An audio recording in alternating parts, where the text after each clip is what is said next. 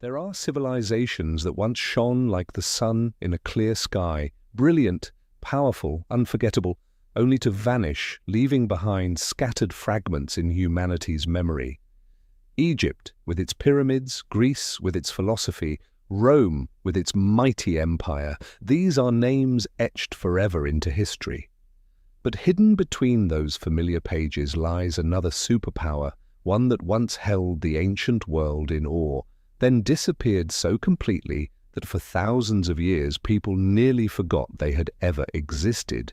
They were the Hittites, rulers of the great crossroads of Anatolia, signers of the oldest surviving peace treaty with Egypt, masters of war chariots and advanced metalwork. And then, almost without warning, they vanished from human memory. For centuries they lived on only as shadows in legend. Even as late as the 18th century, scholars still argued over whether the Hittites had ever truly existed. That changed when, from the ruins of Hattusa, their once glorious capital, archaeologists unearthed clay tablets pressed with cuneiform script. Suddenly another world came into focus, an empire that rivaled Egypt and Babylon, built on written law, skilled diplomacy, and trade networks stretching across the Near East. In tonight's episode of Bedtime History, we'll follow the trail of the Hittites to confront an age-old question. Why do some civilizations, despite reaching the heights of power on the battlefield and at the negotiating table, still fade away, swept from history, until even their names are almost forgotten? To answer those questions, we have to turn the clock back more than 3,000 years to the early centuries of the second millennium BCE. At that time, the land we now call Anatolia, or Asia Minor, wasn't a unified nation. Instead, it was a patchwork quilt of tribes and small kingdoms scattered across the highlands. This was a unique crossroads: to the west, the Aegean Sea; to the east, the Armenian highlands and Mesopotamia; to the south, Syria and Egypt; and to the north, the Black Sea. Anatolia was both a hub of trade routes and a meeting point for waves of migration, producing a landscape rich in diversity, but also rife with conflict.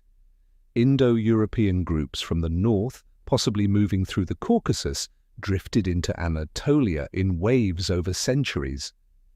Meanwhile, the native Hatti people had already lived there for generations, speaking a non-Indo-European language and practicing their own faith. To the east, the Hurrians expanded their influence from the mountains, while Assyrian merchants from the Tigris-Euphrates valleys set up trading outposts, known as Karum, across central and southern Anatolia. The most famous was at Kanesh, where archaeologists uncovered thousands of clay tablets written in Akkadian cuneiform. These trade records give us the first glimpse of a bustling Anatolia, alive with commerce, ambition, and rivalry. In this environment of cultural mixing, the Hittites, one branch of the Indo-European newcomers, didn't erase local traditions. Instead, they absorbed and blended them. They borrowed cuneiform writing from the Sumerians and Akkadians for their administration. They took on Hurrian myths and rituals, and they preserved parts of the old Hatti religion. Out of this fusion was born the Hittite identity, Indo-European in roots, but deeply tied to the traditions of the Near East. It's why, when Hittite texts were finally deciphered in the 20th century, scholars were stunned to discover they were the earliest recorded Indo-European language known to us. From this diverse backdrop, a figure emerged, Anita, the ruler of Nesha, modern Kanesh, around the 18th century BCE. Anita left behind a remarkable text, often called the Proclamation of Anita, one of the oldest Indo-European writings ever discovered. In it, he recorded his conquests, including the capture of Hattusa, the stronghold of the Hatti.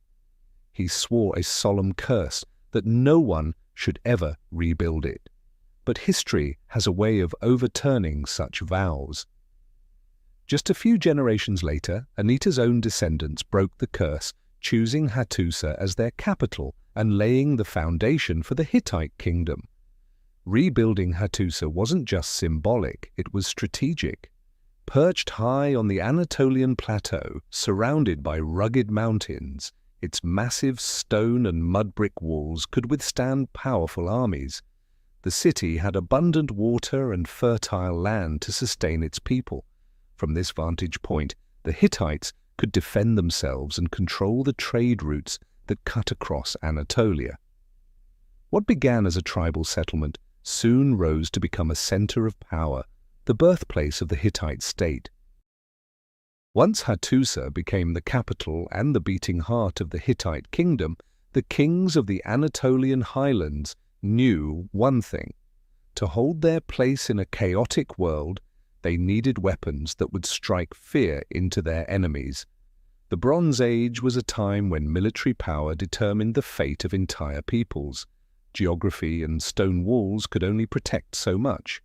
To stand alongside giants like Egypt, Mitanni, Babylon, and Assyria, the Hittites needed an edge. That edge came from two forces combined: advanced metalworking and a revolution in the art of the war chariot. Anatolia had long been rich in metal ores. Copper and tin, the ingredients of bronze, were available in lands the Hittites controlled or influenced. But what set them apart was their access to iron, a rare metal at the time, used mostly for ornaments or ceremonial objects. Archaeological finds show that Hittite smiths were among the first to master the secrets of iron, heating, hammering, and tempering it into blades sharper and stronger than bronze. Iron wasn't common enough to arm every soldier, but even a small elite force carrying these new weapons could change the balance of battle. On the field, bronze swords chipped and dulled quickly, while Hittite iron blades cut through bronze shields and armor, deadly in practice and terrifying in the minds of their opponents. But weapons were only half the story. The other half, and the symbol most feared across the ancient world, was the Hittite chariot. The Egyptians had chariots too, light and agile on the plains of the Nile, but the Hittites took the design further. They shifted the axle toward the back, giving the chariot better balance, even on rough terrain. Their six-spoked wheels were strong but light, and the standing platform was wide enough for 3 men. That one change made all the difference. Instead of just a driver and an archer, a Hittite chariot could also carry a third warrior armed with a spear or shield, ready for close combat. Suddenly, the chariot was no longer just a mobile archery platform. It became a versatile war machine, able to strike from a distance, shield its crew, and smash straight into enemy lines. From Hattusa, clay tablets preserve the Kikuli text, a horse training manual written by a Mitanni expert. It lays out in detail how to feed, exercise, and rest horses, even endurance routines for long campaigns. These records reveal not just professionalism in raising war horses, but also traces of ancient Indo-Aryan vocabulary, evidence of cultural exchange across the Indo-European world.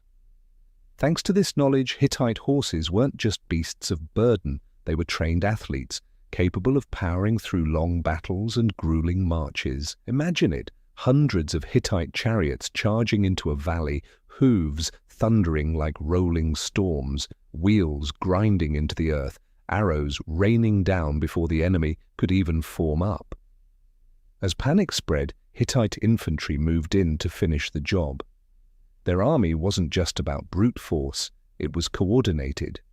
Chariots led the charge, archers blanketed the field, light cavalry chased the retreating, and infantry with spear and shield secured victory. The Hittites knew how to use the land too. Narrow passes, rugged plateaus, or open plains could all become the perfect stage for their tactics. It was an early form of combined arms warfare, centuries before most civilizations thought beyond simple, head-on clashes. Behind every victory stood a massive system of organization. To support thousands of warriors and hundreds of chariots, the Hittites had to run a tight operation. Grain storehouses, smithies, stables, and supply lines stretching across their lands. Excavated tablets reveal conscription lists, ration records, mobilization orders, and even reward systems for soldiers. War forced the Hittites to build a sophisticated administrative machine, one that would later become the backbone of their empire. Their campaigns proved their strength. Kings like Hattusili I marching into Syria, or Mursili I striking as far as Babylon, showed the world that the Hittites could not be ignored. Once dismissed as highland barbarians, they stepped into the spotlight as equals to the greatest powers of the Bronze Age. On the battlefield, the three-man chariot and the cold edge of iron became their calling card. In diplomacy, their military might made them a voice no ruler could afford to overlook. For the Hittites, war wasn't just expansion. It was the force that shaped their state. It drove them to create systems, laws, and a society run not only on strength but also on organization and knowledge. And so every time a column of chariots thundered out from Hattusa, it wasn't only the start of a battle, it was a declaration to the world. The Hittites were ready to take their place among the true superpowers of their age. Once the Hittites had the military power to secure their place in the ancient world, they faced an even greater challenge: how to govern a vast territory where each region had its own traditions, beliefs, and way of life. Swords and chariots could win battles, but to sustain an empire across generations, they needed something stronger to bind people together. That bond was law. While many civilizations of the time still relied on the king's word or unwritten customs rooted in divine authority, the Hittites dared to create a system of clear, written laws pressed into clay for all to see and follow. This became one of the earliest law codes in history, second only to Hammurabi's code in Babylon. And yet, it revealed a very different philosophy of governance.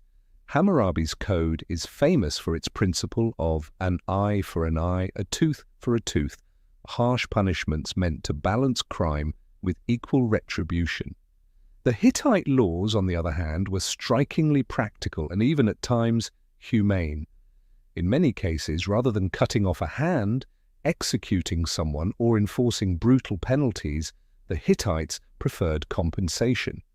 If one man injured another, he could repay the harm with silver, livestock, or labor. This preserved valuable workers in a farming and military society where every hand was needed. It also broke the endless cycle of blood feuds that could tear small communities apart. In a world shaken constantly by war, famine, and disease, every life mattered, and the Hittites seemed to understand this. Their laws touched nearly every corner of daily life: the division of farmland, property disputes, inheritance, marriage rights, and even rules about stolen animals and protection of crops. The goal wasn't just to enforce royal power, but to safeguard the stability of ordinary life, because only a secure society could support an army and empire. Even slavery, though still present, looked different under Hittite law. Slaves could own property and, in some cases, marry free people, offering a little more mobility than in Egypt or Mesopotamia.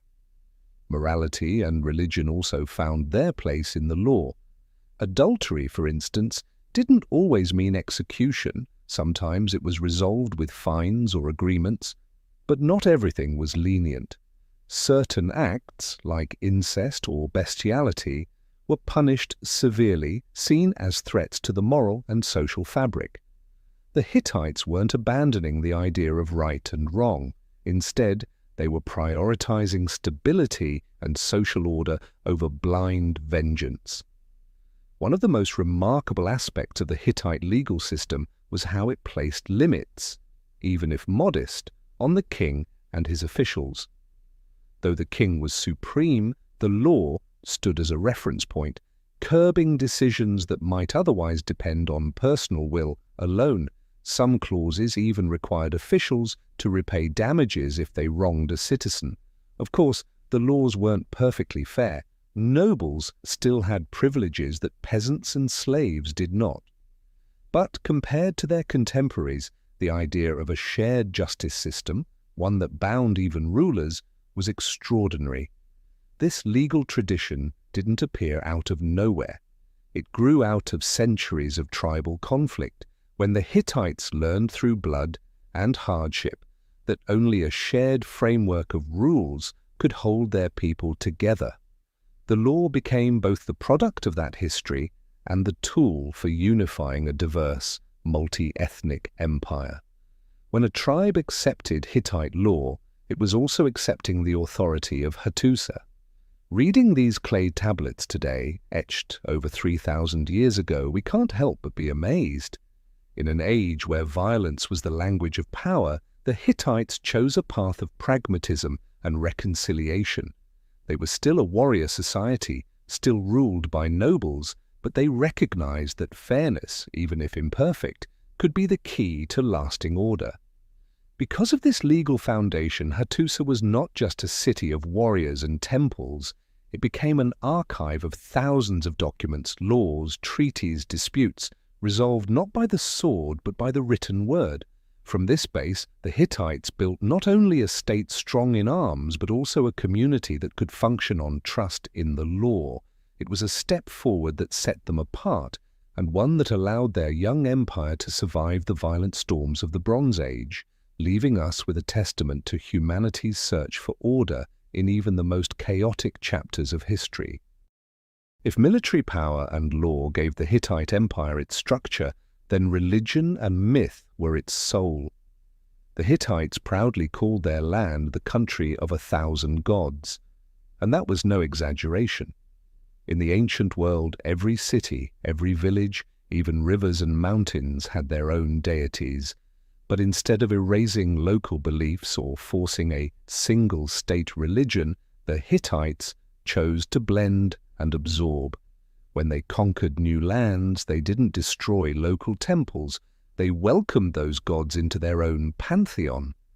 The result was a vast, diverse tapestry of deities, Hattian, Hurrian, Luwian, even Babylonian, coexisting under the same sacred sky. This flexibility reflected a wise political philosophy. The Hittites knew their empire stretched across many peoples and traditions. Forcing one faith might spark resistance, but honoring local gods gave communities a sense of continuity. At the same time, those gods were folded into a larger cosmic order, seen as different faces of the same divine power. Religion thus became more than worship. It was a tool of unity and politics. Every treaty included oaths sworn before the gods, with the belief that breaking the pact would bring divine punishment. Faith, in this way, underpinned both law and diplomacy. At Hattusa, the chief deities were the storm god Tahuna, often equated with the Hurrian god Teshub, and the sun goddess of Arina. Together they embodied rain, fertility, light, and justice. The Hittites believed that the storm god's rains and the sun goddess's warmth kept life flourishing. Alongside them stood hundreds of lesser deities, mountain gods, river gods, war gods, harvest gods, even spirits protecting specific places. It was a spiritual network as vast and varied as the empire itself. Hittite mythology preserved stories as powerful as their pantheon was vast. One tale tells of Telepinu, the god of agriculture. When anger drove him away, crops withered, livestock died, and people starved. Only when Telepinu was found and calmed did fertility return. This myth wasn't just about nature, it was a metaphor for the king's role. Just as Telepinu's presence meant abundance, so too did the king's just rule ensure the prosperity of his people. Another legend tells of Iluyanka, the chaos dragon defeated by the storm god, a theme echoing across Indo-European cultures, from Zeus and Typhon in Greece to Indra and Vritra in India. These myths reminded the Hittites that the world was always caught in the struggle between order and chaos, and it was humanity's duty to help preserve balance. If Hattusa was the political heart, then Yazilikaya was the spiritual heart of the empire. This open-air sanctuary carved into rock cliffs displayed processions of gods in long reliefs. 12 underworld gods marched in line. Storm gods, sun gods, and war gods stood together, and at the center the Hittite king appeared, embraced by the divine. Many scholars believe Yazilikaya also served as a cosmic calendar, recording cycles of time and astronomy while hosting the empire's most sacred rituals. Here, religion wasn't abstract belief, it was a visible symbol of royal power. One figure stands out in this religious landscape, Queen Puduhepa, in the 13th century BCE. Once a priestess of the Hurrian sun goddess, she became queen beside King Hattusili III. Puduhepa reorganized the Hittite pantheon, merging overlapping gods and bringing clarity to the empire's mythology. She also corresponded with Pharaoh Ramses II of Egypt, invoking the gods as witnesses to peace and friendship between the two powers. In her hands, religion became diplomacy. She was not just queen and priestess, but a political strategist who used faith to bind her empire internally and strengthen it abroad. Looking into the Hittite world of gods, we don't see a rigid system. Instead, we find a colorful mosaic reflecting cultural diversity and political skill. It was a faith of fusion where the gods of conquerors and the gods of the conquered shared the same temple. Myths explained the forces of nature, but they also legitimized royal authority. For the Hittites, belief was not only spiritual, it was the foundation that allowed a multi-ethnic empire to endure and hold together through the storms of the Bronze Age. With military power and religion forming the backbone of their empire, the Hittites soon faced the inevitable, direct clashes with the other great powers of their age. And on the map of the ancient Near East, no rival loomed larger than Egypt under the pharaohs. The land of Syria-Canaan, lying between the two empires, became the critical choke point. To control it meant to command the flow of trade, copper and tin from Anatolia, grain, cedarwood, and war horses from the Levant, and luxury goods arriving from the east. When Mitanni, the old buffer state in northern Syria, began to collapse, Egypt and the Hittites came face to face. Tensions flared with a mysterious episode known as the Dahamunzu affair. After the sudden death of Pharaoh Tutankhamun, the young queen, likely Ankhesenamun, sent a desperate letter to Suppiluliuma, the first of the Hittites. She asked him to send one of his sons to Egypt so she could marry him and preserve the throne. It was unprecedented, an Egyptian princess declaring she would not marry any of her own subjects and requesting a foreign prince instead. After some hesitation, Suppiluliuma agreed and sent Prince Zananza down the Nile. But the prince never arrived. He was murdered along the way. The affair shattered trust between the two kingdoms and set the stage for decades of hostility. The conflict reached its climax at the Battle of Kadesh in 1274 BCE, one of the most famous battles of the Bronze Age. On one side stood Ramses II of Egypt, on the other Muwatalli II of the Hittites. Both marched massive armies toward the city of Kadesh on the banks of the Orontes River. Ramses, eager and misled by faulty intelligence, advanced his Amun division too far ahead, while the rest of his army lagged behind. It was exactly the opening Muwatalli had been waiting for. Thousands of Hittite chariots stormed down in a sudden, devastating ambush. The Egyptian camp was thrown into chaos, and only Ramses's stubborn defense, along with reinforcements that arrived just in time, prevented total disaster. The Egyptians later carved grand inscriptions on the walls of Karnak and Abu Simbel, portraying Ramses as a lone hero who turned the tide single-handedly. The Hittite records, in contrast, emphasized that they had held Kadesh and forced the Egyptians to retreat. The truth likely lay in between. Neither side won an outright victory, but the battle proved one thing: the Hittites were Egypt's equals. Egypt salvaged its honor, the Hittites held their ground, and Kadesh became less a story of conquest than a lesson in how history can be shaped as much by words as by weapons. What came afterward, however, was more significant than the battle itself.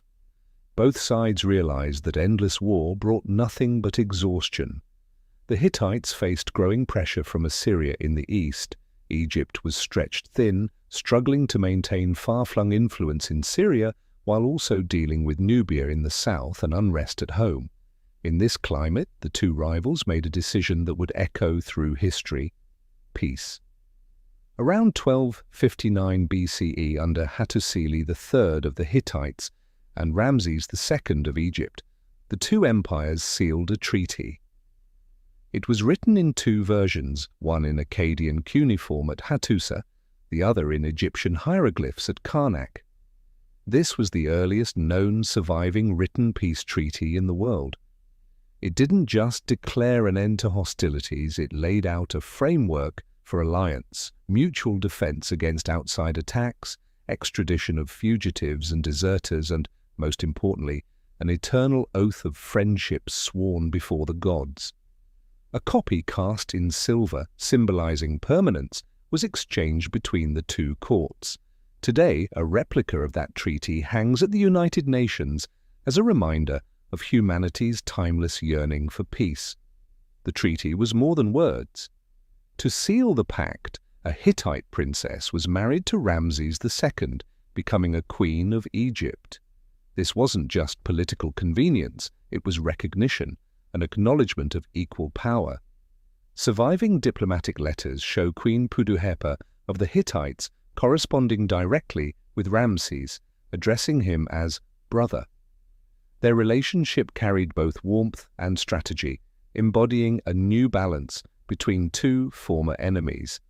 From the bloodshed of Kadesh to the shimmering Treaty of Silver, the Hittites revealed themselves not just as warriors with iron swords and three-man chariots, but as a superpower that knew when to fight, when to negotiate, and how to turn enemies into allies. In a world often ruled by vengeance and violence, this was a sign of political maturity. And it worked. The peace held for decades, allowing the Hittites to turn their gaze eastward toward the rising power of Assyria, which was about to transform the entire balance of the Bronze Age. For an empire to endure, swords and chariots alone were never enough. No army could survive without food, metals, war horses, and the trade routes that kept the great machine behind it supplied. The Hittites understood early on that true power came not only from conquest, but from controlling the flow of goods, resources, and diplomacy. Alongside the battles that shook Syria and Egypt, they fought another war, quieter but just as decisive, the struggle to dominate the trade networks of the ancient Near East. Anatolia was rich in resources, but to become an empire, the Hittites had to look beyond their borders. Copper and silver could be mined locally, but tin, the critical ingredient for making bronze, was scarce and had to be imported from afar.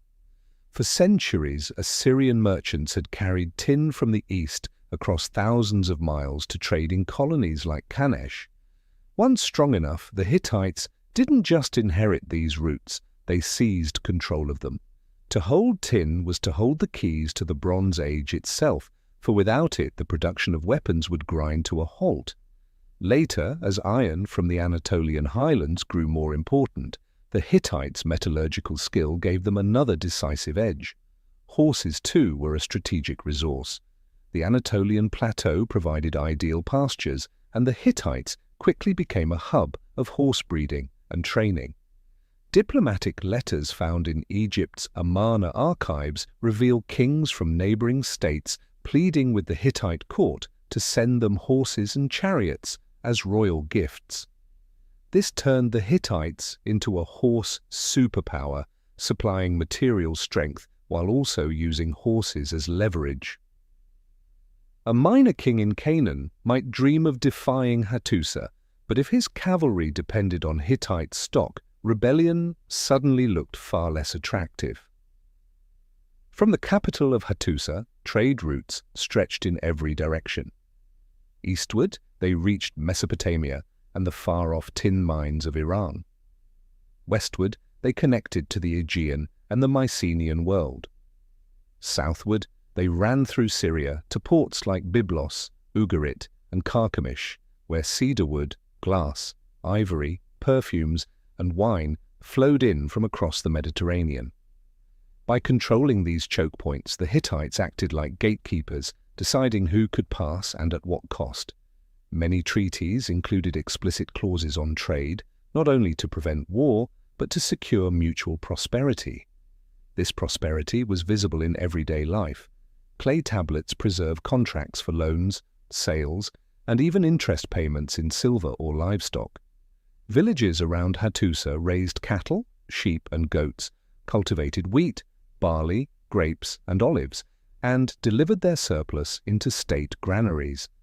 The central government collected taxes in kind, stored them, and redistributed food to soldiers and craftsmen. The entire economy revolved like a wheel. Farmers produced, the state collected and managed, the army and merchants extended Hittite influence.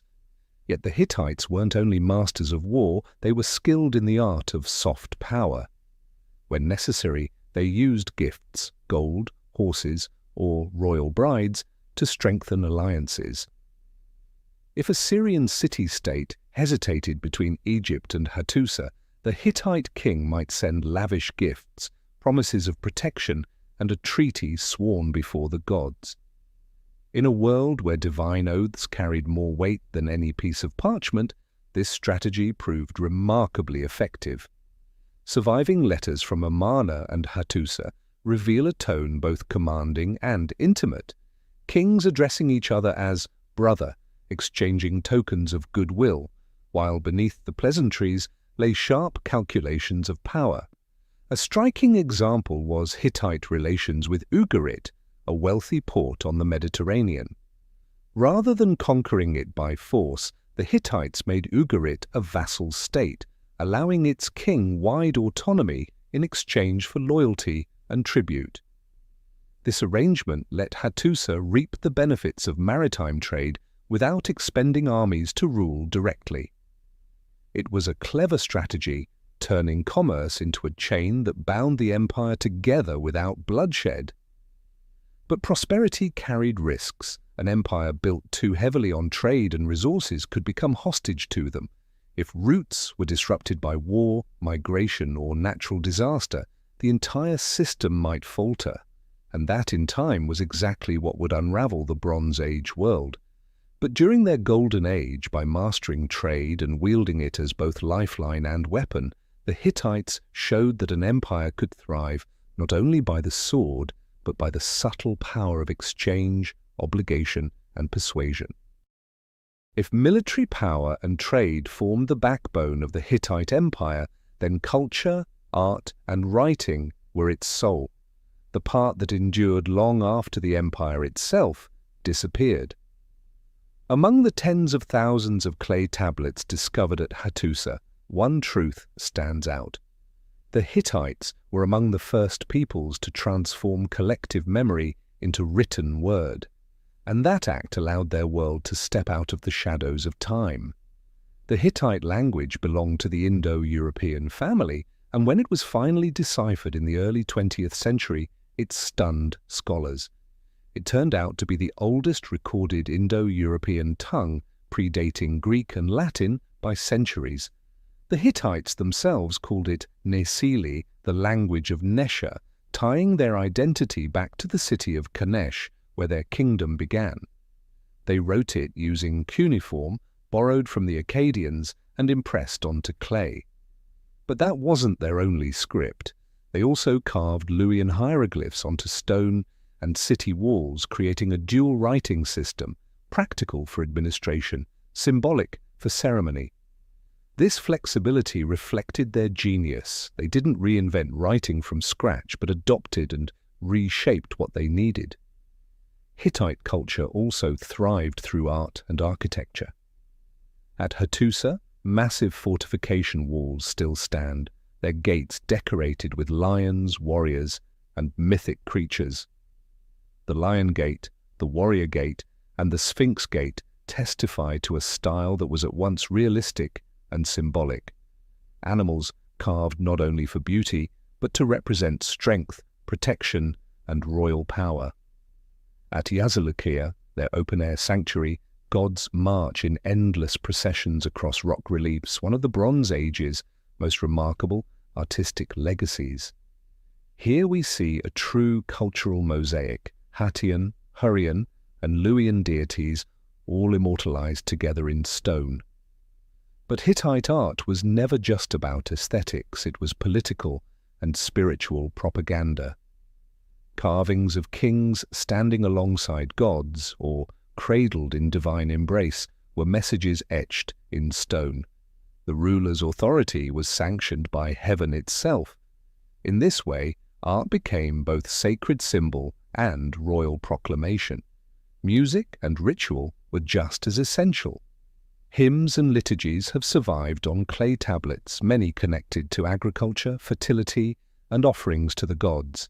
Festivals brought together music, wine, dance, and sacrifice, transforming worship into both community celebration and political theatre.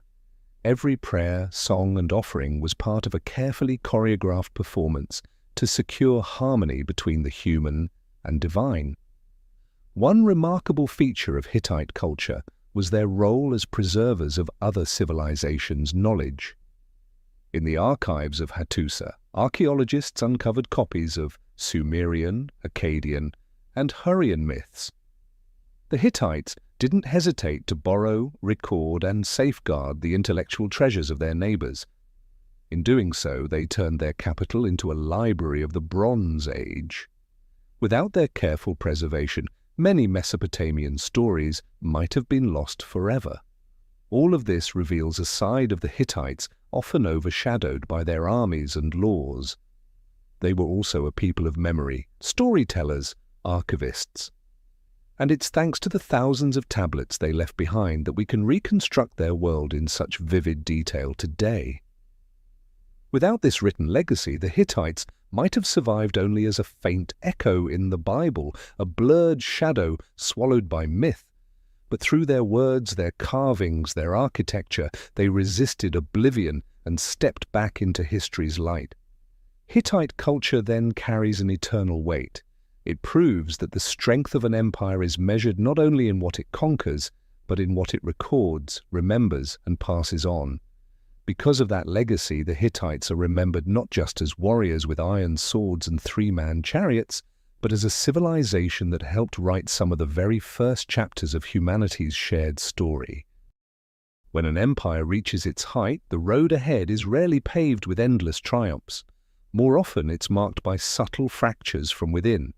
For the Hittites, their rapid expansion in the 15th and 14th centuries BCE transformed them from a highland kingdom into one of the superpowers of the Bronze Age. But the very process of growth also sowed tensions, succession struggles, deepening social divisions, and local revolts that constantly threatened the empire's stability. From the very beginning, kings like Hattusili I and Mursili I launched bold campaigns pushing south and east, even once striking as far as Babylon, sending shockwaves through Mesopotamia. These victories brought glory and wealth, but they also created a problem: a vast, multi-ethnic empire stretching across diverse lands, each with its own traditions and interests. Governing such a patchwork was never easy. Whenever the central authority weakened, vassals and distant city-states looked for ways to break free, or to switch allegiance to rival powers like Egypt or Assyria. Even within the royal court, the throne was a source of constant strife. Kings were often deposed not by foreign enemies but by their own brothers, sons, or nephews. Clay tablets record oaths of loyalty sworn by nobles and generals before the gods, promising faithfulness to the king and his heirs. But those oaths were often broken when power began to waver. In the 16th century BCE, King Telepinu issued a famous edict attempting to establish clear succession rules to end the bloodshed. Yet history shows those laws were rarely honored. Even under divine witness, the Hittite throne remained fragile. Society itself grew more stratified as the empire expanded. At the top stood the king, believed to embody the storm god and sun goddess, and alongside him the queen, who in some cases wielded political power equal to her husband, as Queen Puduhepa did later on. Beneath them were nobles and generals controlling land, slaves, and armies. At the base were farmers, craftsmen, and slaves shouldering taxes and labor obligations. While the law offered some measure of fairness, privilege always tilted toward the elite. Over time, this imbalance widened into a social burden, creating distance between the imperial center and the provinces. Military expansion also stretched the empire dangerously thin. To the south, the Hittites had to hold Syria against Egyptian influence. To the east, Assyria was rising, a younger power but increasingly aggressive. To the west, Luwian groups and the Mycenaeans along the Aegean coast posed threats of their own. An empire forced to maintain large armies on multiple fronts, while fractured within, was bound sooner or later to face crisis. Clay tablets from Hattusa record evidence of rebellions. Syrian vassals such as Amurru or Ugarit occasionally turned their backs on Hattusa, seeking Egyptian protection instead.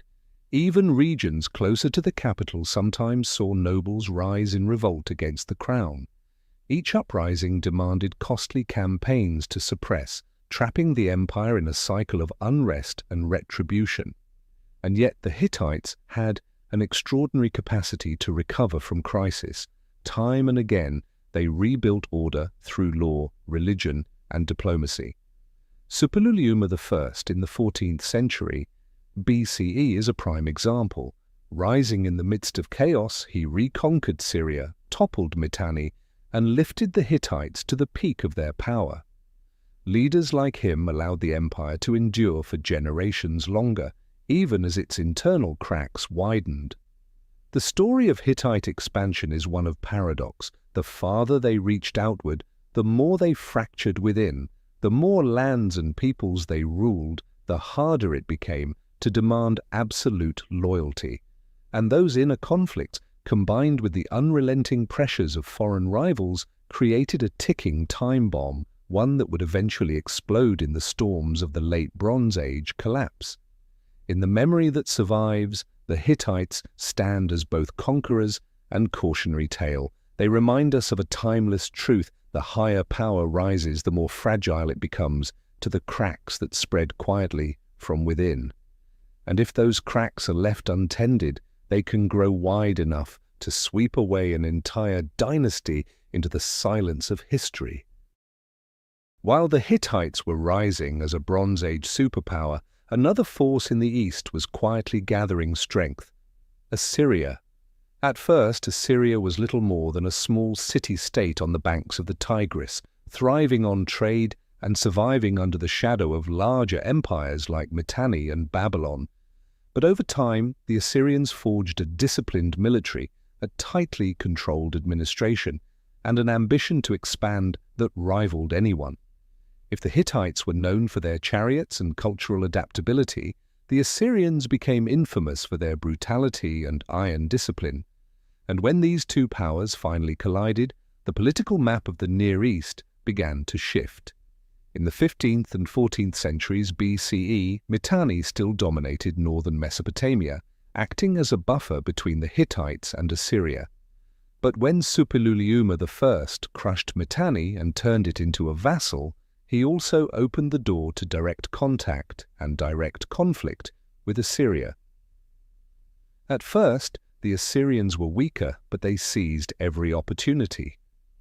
Whenever the Hittites were distracted fighting Egypt in Syria, Assyria pushed outward, carving into lands once claimed by Hattusa. Assyria's style of rule differed sharply from that of the Hittites. The Hittites preferred soft power, treaties, sworn before the gods, political marriages, and granting vassal states like Ugarit or Carchemish a degree of autonomy in exchange for loyalty. The Assyrians, by contrast, favored naked force, their armies drilled with iron discipline, conquered with ruthless efficiency. Where the Hittites might negotiate, the Assyrians imposed. They often turned captured cities into provinces, installing central governors and taxing directly. It was effective for control, but it bred deep resentment. The clashes between Hittite and Assyria weren't always great set-piece battles. More often they were drawn-out contests along contested frontiers, the valleys of the Tigris and the upper reaches of Mesopotamia. Clay tablets record treaties, complaints, and accusations, each side claiming the other had broken agreements, seized land, or harbored defectors. It was a tug-of-war of power where neither side could destroy the other, but both slowly wore each other down. The irony is striking. In the 13th century BCE, the Hittites stood at their zenith, while Assyria was still only in the early stages of building an empire. Hattusa could dictate terms, and Assyria had to tread carefully. But over time, the balance shifted. Assyria's stable internal structure allowed it to build steadily, while the Hittites were consumed by rebellions, succession disputes, and wars on multiple fronts. That difference was crucial. The Assyrians advanced slowly but surely, while the Hittites blazed brightly and burned out quickly. The rivalry between the two also highlights the broader transformation of power in the region. In the 14th century BCE, the Hittites set the rules of the game, standing shoulder to shoulder with Egypt and Babylon. But by the 12th century BCE, as the Hittite Empire faltered, Assyria rose to take its place, emerging as the new master of Mesopotamia in the Iron Age. In other words, the fall of the Hittites and the rise of Assyria were two sides of the same historical shift. One star dimmed and another flared into dominance. Looking back, the contrast between them is striking. The Hittites built bridges, absorbing cultures, binding allies through treaties, weaving diversity into their empire. The Assyrians built an engine of fear, punishment, conquest, and absolute central control. One acted as a mediator between East and West, the other a war machine grinding everything in its path. Together, their clash of styles created powerful currents that reshaped the entire political landscape of the ancient Near East. No empire lasts forever. For the Hittites, collapse didn't come from a single battle or one enemy alone. It was the result of a storm of upheavals that swept across the entire Mediterranean and Near East at the end of the Bronze Age. In the 13th and 12th centuries BCE, great civilizations that had once flourished, Mycenae in Greece, Egypt under its new kingdom pharaohs, and Ugarit on the Syrian coast, were all shaken by crisis.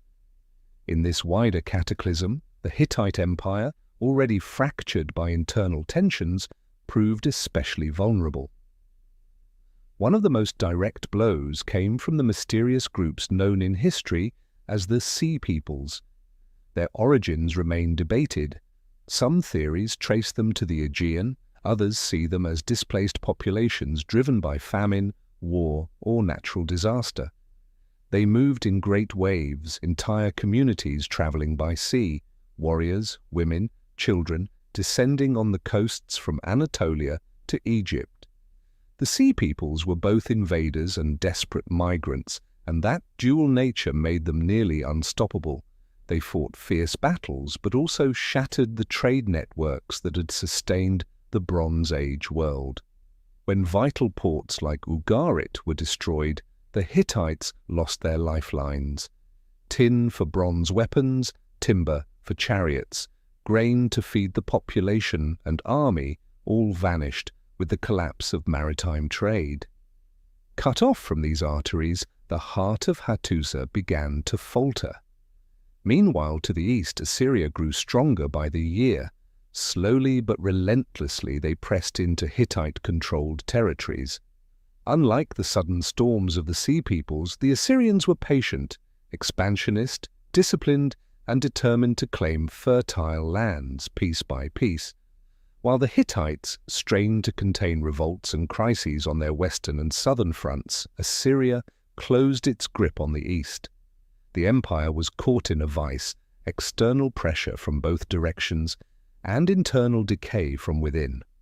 Hattusa, once a mighty fortress with towering walls, slid into exhaustion. The clay tablets stopped being written, a sign that the administrative machine had broken down. Archaeological evidence suggests the city was burned around 1200 BCE.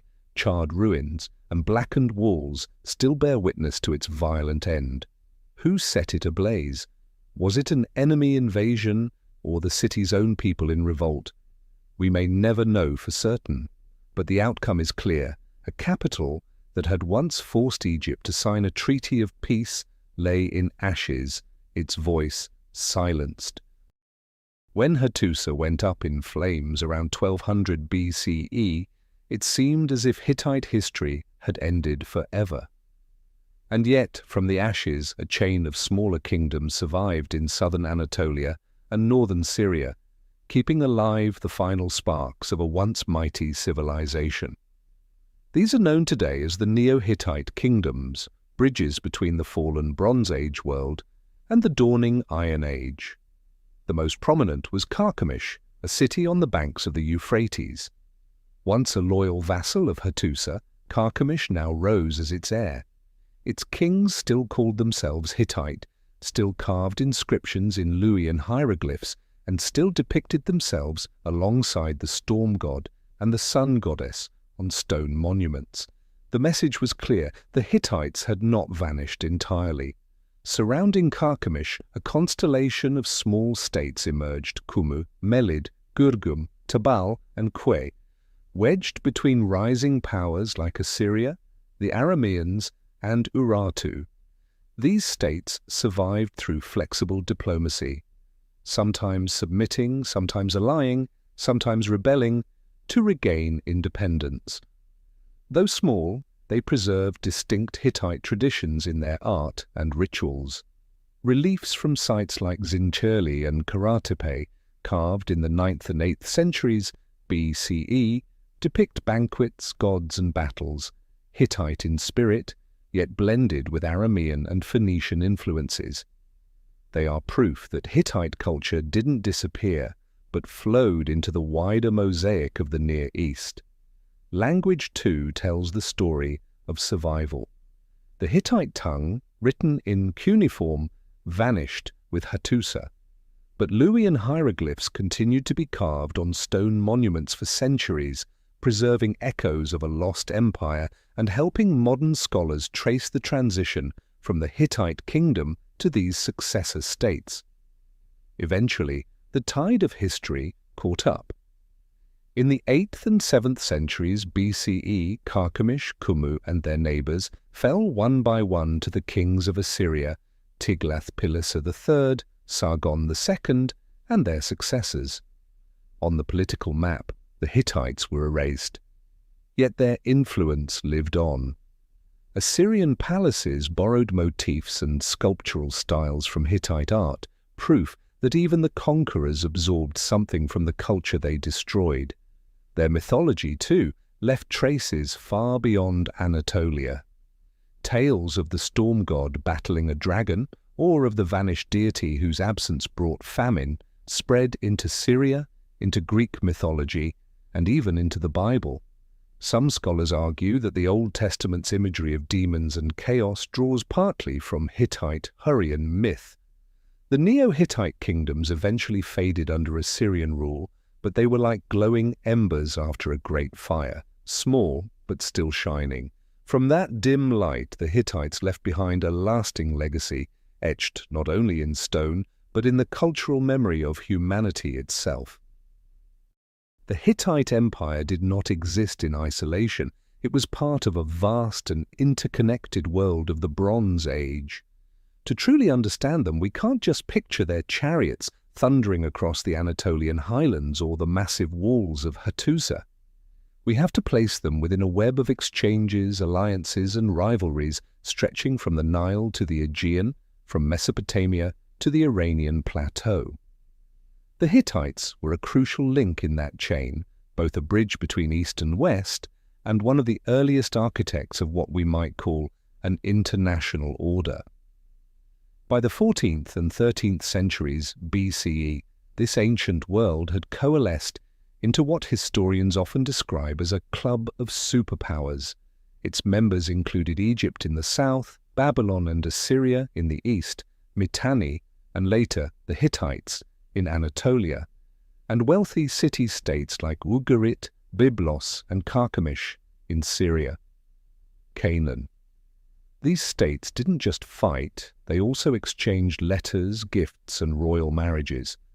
In Egypt's Amarna archive, hundreds of cuneiform letters have been found in which kings addressed each other as brother, trading princesses, gold, silver, horses, and luxury goods.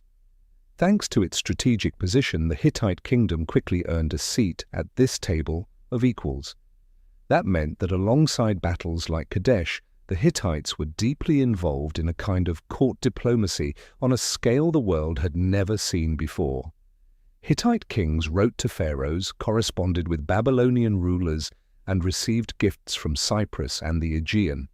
Envoys and merchants traveled constantly, carrying not only goods but also news, ideas, and technologies. Through these networks, chariot warfare, metallurgical techniques, myths, and rituals spread across entire regions. The Hittites were both recipients and transmitters, positioned at the very center of an increasingly connected world. In trade, their role was indispensable.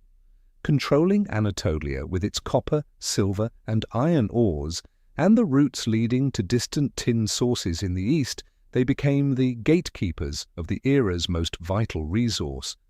Bronze, the foundation of the age, depended on tin, and Egypt, Babylon, and Mycenae all relied on routes overseen by the Hittites. This made them not only a military power, but also an economic one. But it wasn't only goods that moved along these routes, it was knowledge. In the royal archives of Hattusa, archaeologists uncovered copies of Sumerian, Akkadian, and Hurrian myths, along with texts on medicine and divination from Mesopotamia. The Hittites didn't just borrow, they preserved. Their capital became a kind of library for the ancient world. Without their copies, many stories might have been lost forever. The myth of Iluyanka, the storm god's battle with the dragon, may have fed into Greek motifs. Hurrian rituals survived thanks to Hittite records. Indo-Aryan terms in horse training manuals revealed deep ties to Mitanni. Hattusa was more than a capital, it was a storehouse of a shared Bronze Age culture. In this interconnected world, war and diplomacy were two sides of the same coin. The Battle of Kadesh, one of history's most famous clashes, directly produced the Silver Treaty, the earliest surviving international peace treaty. It proved that the great powers of the Bronze Age knew not only how to fight, but also how to negotiate and create shared rules to limit conflict. The agreement did not prevent eventual collapse, but it stands as one of humanity's earliest experiments in global governance. Placed in this wider context, the Hittites were far more than a regional empire. They were pillars of the first international system in human history. They managed trade networks spanning thousands of miles, exchanged princesses and treasures with pharaohs and Mesopotamian kings, and preserved the myths and knowledge of many peoples. Through these connections, the Hittites were not confined to Anatolia. They were present in the entire story of the Bronze Age. Their fall, then, was not just their own tragedy. It was part of a global storm that swept away some of the brightest civilizations of the ancient world. But within that storm, the Hittites' central role stands out. A reminder that even in humanity's earliest days, People were already weaving a shared world and already facing the risks of being bound together. When people think about the fall of the Hittite Empire, the first images that come to mind are usually war, conflicts with Assyria, or the devastating raids of the Sea Peoples. But today, thanks to archaeology and climate science, we know there was another enemy, an invisible one but no less deadly, nature itself. Shifts in climate, prolonged droughts, famine, and the scarcity of resources played a crucial role in pushing the Hittites and many other Bronze Age civilizations toward collapse. The Anatolian plateau was never as fertile as the Nile Delta or the plains of Mesopotamia. Winters were harsh, summers were dry, and farming was always a challenge.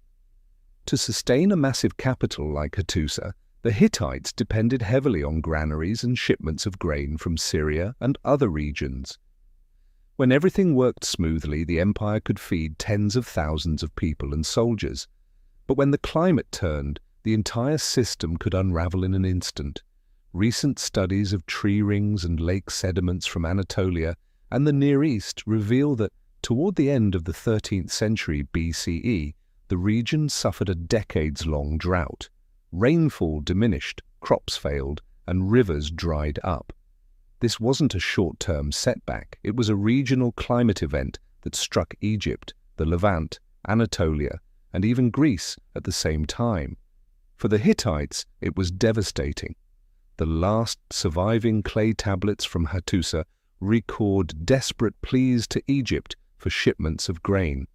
An empire that had once signed treaties with Ramses II was now reduced to begging for bread. It was a tragic image of how completely they depended on nature's cycles. Famine did more than starve the population, it crippled the military.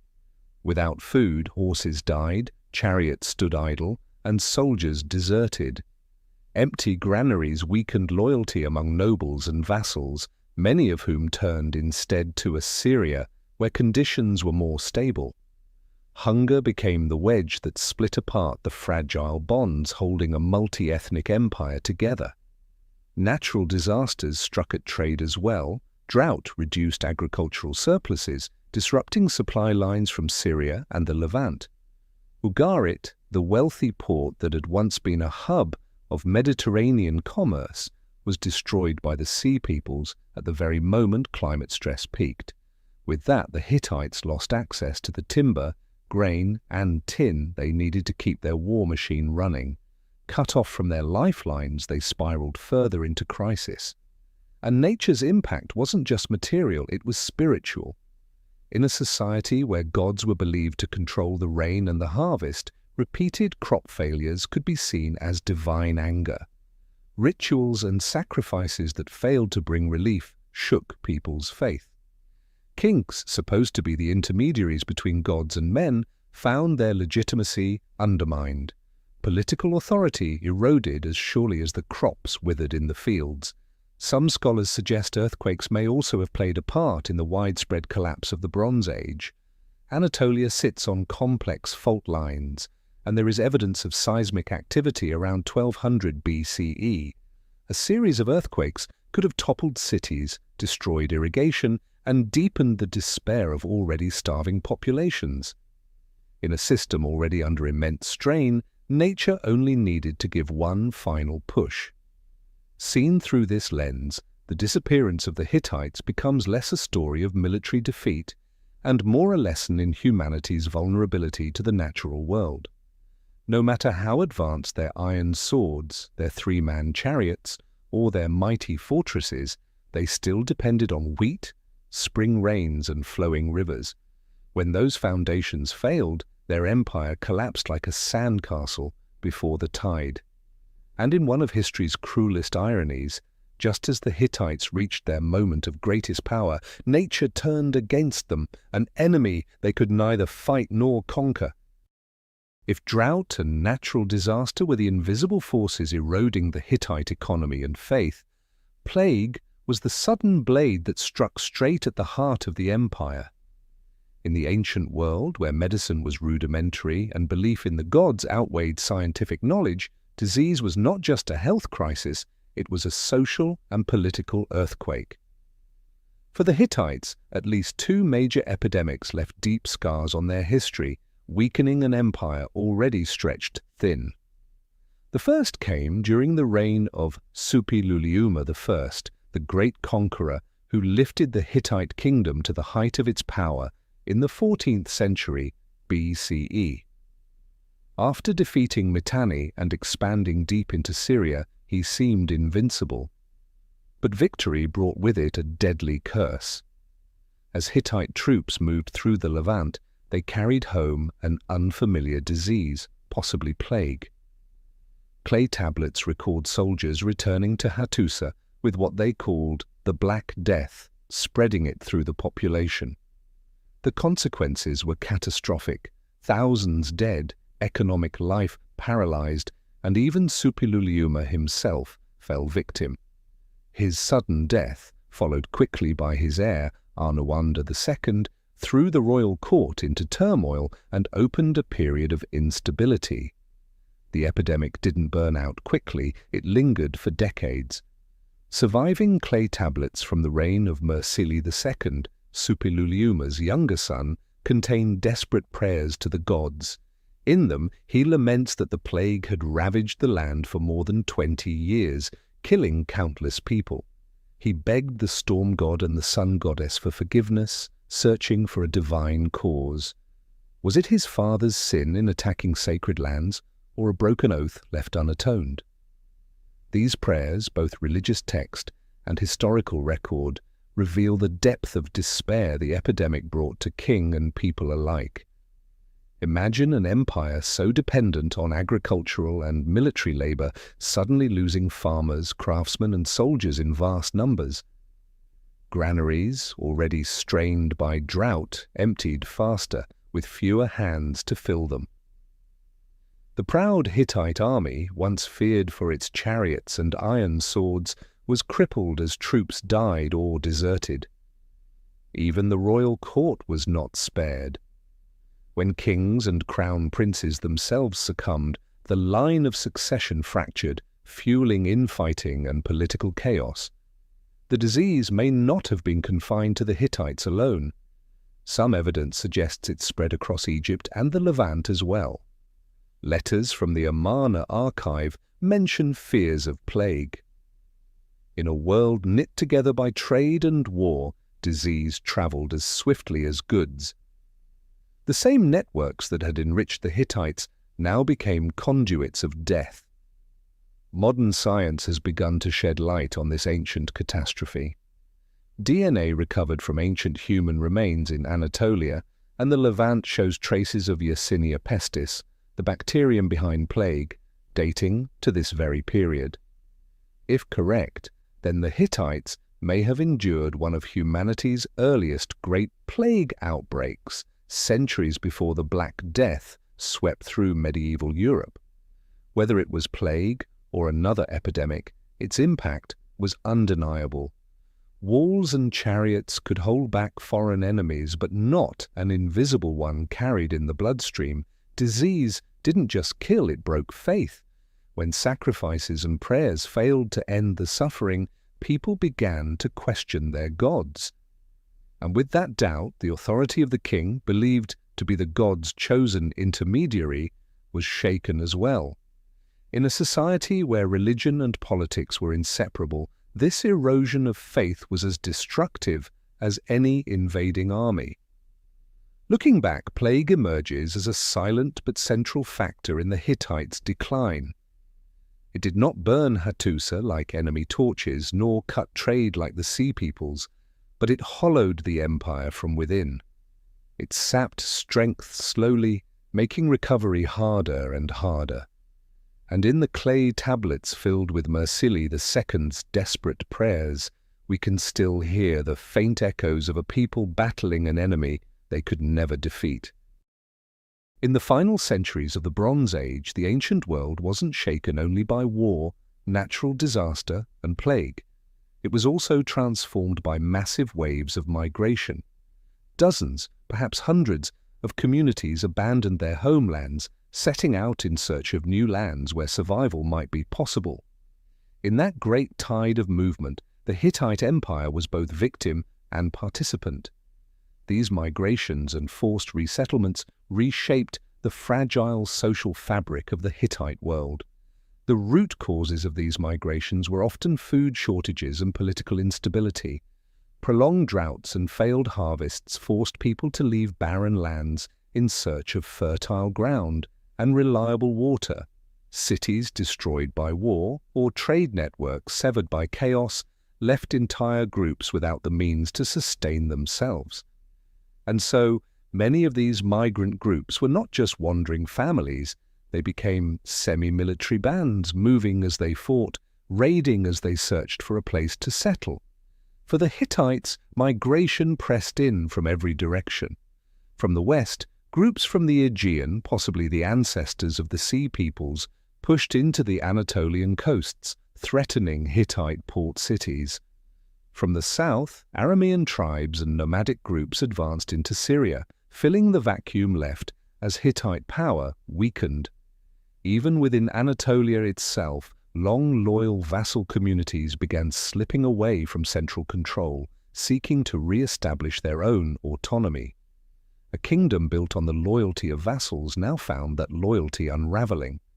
Migration didn't just fracture politics, it reshaped society itself. Newcomers brought their own gods, languages, and customs, often clashing with local traditions. At times, these tensions exploded into rebellion, forcing Hattusa to waste precious resources on costly campaigns to suppress uprisings. Yet migration also had a dual effect. Alongside conflict, it produced cultural blending. Faiths and traditions mingled, creating a diverse society that in some ways reflected the Hittites' long-standing talent for absorption and fusion. There was another layer, forced resettlement. To control territory and secure labor, Hittite kings often relocated entire populations. After campaigns in Syria, thousands of captives were brought back to Anatolia as slaves or farmers. These people added manpower, but they were also a tool of control, planted in border regions to secure loyalty. Yet this policy planted seeds of unrest. Resettled communities never fully accepted their new role. They carried memories of defiance, ready to rebel the moment the empire faltered. By the late 13th century BCE, the combination of incoming migrants and internal fragmentation had turned the Hittite social map into a shattered mosaic. Once loyal cities looked for new allies. Communities that had been forcibly resettled seized opportunities to revolt. Foreign groups claimed fertile lands and disrupted trade routes. All the ties that had once held the empire together came undone.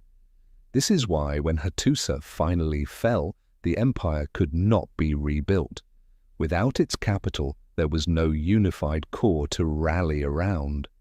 Vassals and small states went their own way, many falling under the sway of Assyria or Aramean tribes. Carchemish held on to fragments of Hittite tradition, but these were only faint embers, not enough to rekindle the great fire of empire. Seen more broadly, migration and resettlement were not unique to the Hittites. They were part of a global phenomenon that contributed to the widespread collapse of the Bronze Age. Anonymous waves of people pushed ancient superpowers into crisis, while at the same time laying the foundations of a new Iron Age world. The Hittites, through their collapse, became part of that turning point, a reminder that no empire can stand apart from the movement of peoples, and that human migration has always been one of the great forces driving history. As the Hittite Empire entered its death throes, it was not alone. At the close of the 13th and dawn of the 12th century BCE, the entire Mediterranean and Near East were engulfed in one of history's greatest crises, a wave of collapse that toppled civilization after civilization. Historians call it the Late Bronze Age collapse. When we widen the lens, we see that the fall of the Hittites was just one piece of a much larger tragedy, in which the brightest powers of the age fell into ruin. In the south, Egypt under Ramses III faced relentless waves of attack from the Sea Peoples. Inscriptions and reliefs on the walls of Medinet Habu depict hundreds of ships approaching the Nile Delta, crowded not only with warriors but also with women, children, and livestock. These were not just raiders, they were whole communities on the move. Egypt, with its fertile Nile and strong military machine, survived. Ramses III boasted that he had crushed the Sea Peoples, and indeed, Egypt did not fall as the Hittites or Ugarit had. But the wounds were deep. Trade networks broke, the economy weakened, and Egypt withdrew within its Nile borders, never again the far-reaching superpower it once had been. To the west, the Mycenaean civilization of Greece, famed for its fortified cities like Mycenae, Tiryns, and Pylos, collapsed in the same storm. Archaeology at Pylos shows a palace destroyed by fire around 1200 BCE, almost the same moment that Hattusa fell. The final Linear B tablets mention preparations for war, fleets mustering against unknown enemies, perhaps the Sea Peoples, perhaps other migrant groups. Whatever the threat, the Mycenaeans could not withstand it. Their palace system fell apart, and Greece descended into a dark age that lasted centuries before the rebirth of classical Greece. In the Levant, prosperous ports like Ugarit, once loyal allies of the Hittites, shared the same fate. Letters found in Ugarit describe the king begging for help. The enemy has come, the ships have arrived, and we have no more troops to defend ourselves. The plea came too late. Ugarit was burned to the ground, never to rise again. Its treasure troves of trade, once linking Anatolia, Egypt, and the Aegean, were erased overnight. With the destruction of these ports, the Hittites lost vital arteries of their own economy and supply. Even Babylon, long a symbol of continuity, was shaken. Mesopotamia fragmented into instability, just as Assyria rose in the north to fill the void. The old Bronze Age order, in which a handful of great powers dominated and sustained an interconnected world, was breaking apart. Seen as a whole, this was no series of isolated disasters, but a chain reaction. Climate shifted, famine spread, migrations began.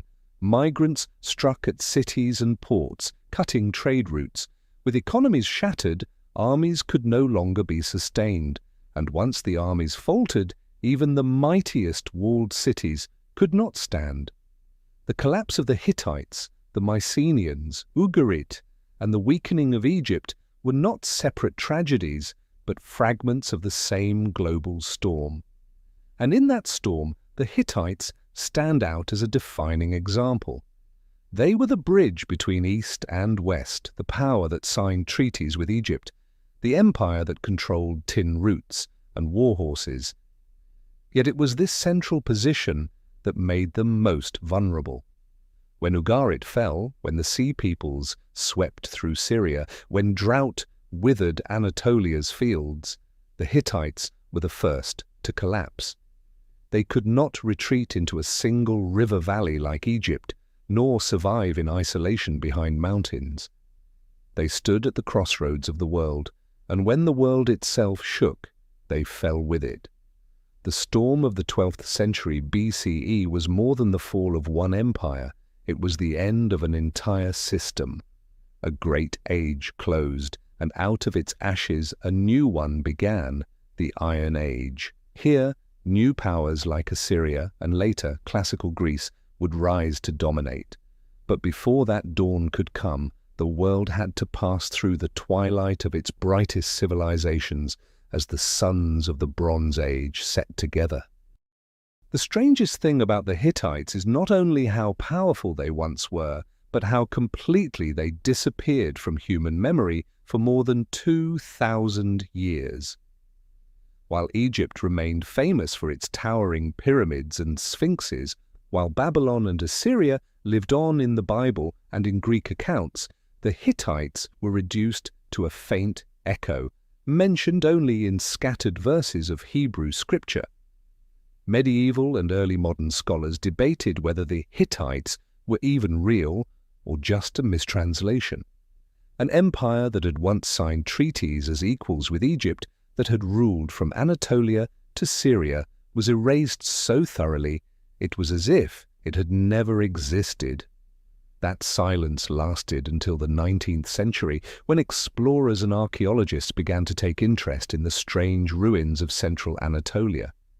In 1834, French architect Charles Texier stumbled across massive walls and carved reliefs at a site later identified as Hattusa. He marveled at the scale of the city but had no idea who had built it. Later, scholars called the remains Syro-Hittite or Hatti, but the civilization's true identity remained hidden. Everything changed at the turn of the 20th century. German archaeologists Hugo Winkler and Theodor Macready uncovered thousands of clay tablets at Hattusa, inscribed in cuneiform. At first, scholars assumed the language was Akkadian or Hurrian. But in 1915, Czech linguist Bedřich Hrozný made a breakthrough that reshaped history. He noticed that words in the texts resembled Indo-European languages. For example, water, meaning water, echoed the German Wasser and English water. Hrozný proved that Hittite was not only Indo-European, but the oldest recorded branch of that language family. His discovery not only solved the mystery of the Hittites, but also revolutionized our understanding of European and Near Eastern linguistic history. From those tablets, an entire lost world re-emerged. Treaties, laws, myths, diplomatic letters, and religious rituals revealed that the Hittites had been a true superpower, standing alongside Egypt and Babylon. What once seemed a minor biblical footnote became an empire with a thriving capital at Hattusa, powerful queens like Putuhepa, and military campaigns that shook Syria and Mesopotamia. From the shadows of oblivion, they stepped back into the light of archaeology and history. The rediscovery of the Hittites raised profound new questions. Who first mastered iron?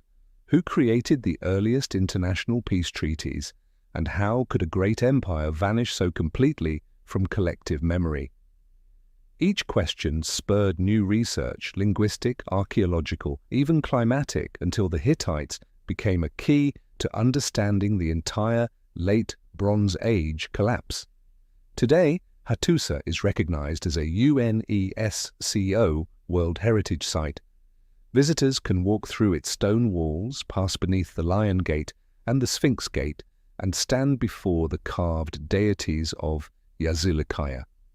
What was forgotten for millennia now stands as a living monument to a civilization once equal to the most famous names of antiquity.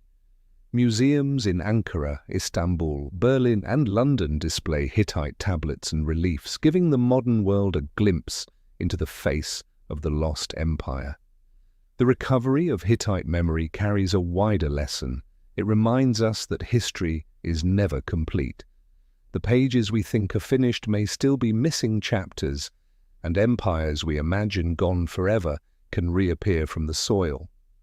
More importantly, it shows how fragile human memory truly is.